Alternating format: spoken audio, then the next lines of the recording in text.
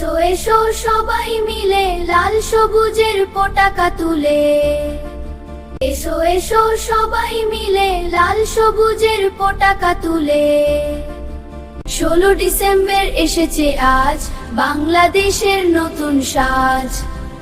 জীবন দিয়ে লড়েছে যারা, বাংলা মায়ের সন্তান তারা। তাদের থেকে পেয়েছি দেশ বাংলাদেশ।